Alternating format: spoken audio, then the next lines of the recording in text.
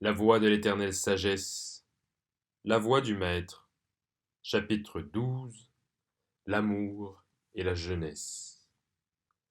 À l'aube de la vie, un jeune homme était assis à son bureau dans une maison retirée. Tantôt il regardait par la fenêtre le ciel piqué d'étoiles scintillantes, tantôt ce regard se tournait vers un portrait de jeune fille qu'il tenait dans sa main.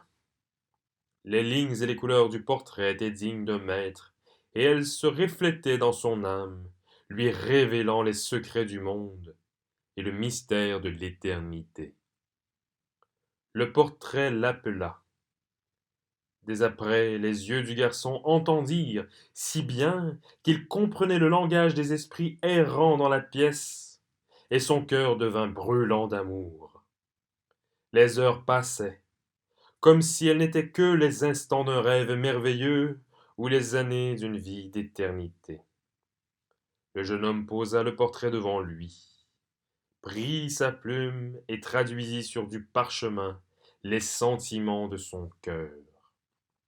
Ma bien-aimée, l'ultime vérité transcende la nature et ne peut passer d'un être humain à un autre par la voie de la parole.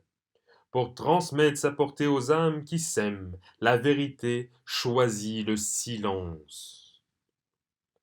Je sais que le silence de la nuit est le messager de nos cœurs le plus sûr, car il retient les missives de l'amour et récite les psaumes de nos cœurs.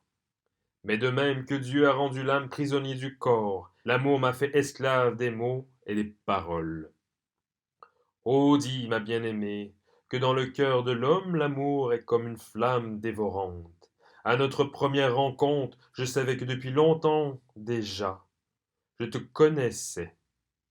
À l'heure de notre séparation, je savais que rien ne serait assez fort pour nous tenir séparés. Mon premier regard vers toi n'était, à la vérité, pas le premier.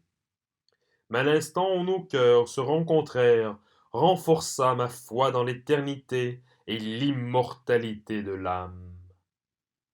En un tel instant, la nature dessille les yeux de celui qui se croit opprimé et lui révèle son éternelle équité.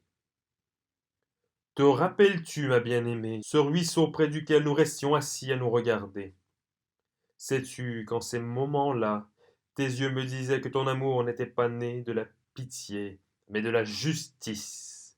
Et maintenant, je peux proclamer à moi-même et au monde entier que les dons faits dans un esprit de droiture valent mieux que ceux faits dans un esprit de charité. Et j'ajouterai que l'amour, s'il est enfant de la chance, est pareil aux eaux stagnantes des marécages. Ma bien-aimée, devant toi s'étend une vie, qu'à mon gré je peux façonner en noblesse et en beauté. Cette vie commença avec notre première rencontre et durera toujours. Car je sais que, pareil au soleil donnant une vie aux fleurs parfumées des champs, tu réveilles en moi la force dont Dieu m'a donnée, afin que je l'exprime en nobles paroles et actes. Aussi mon amour pour toi durera-t-il à jamais. Le jeune homme se leva et, d'un pas lent et solennel, il traversa la chambre. Arrivé près de la fenêtre, il vit que la lune s'était levée au-dessus de l'horizon et qu'elle remplissait l'immensité du ciel de sa clarté bienveillante.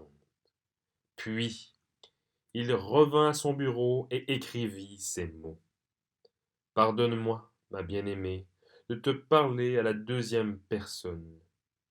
Mais n'es-tu pas mon autre et extraordinaire moitié, qui a commencé de me marquer dès après que nous eûmes émergé de la main sacrée de Dieu? Pardonne-moi, ma bien-aimée.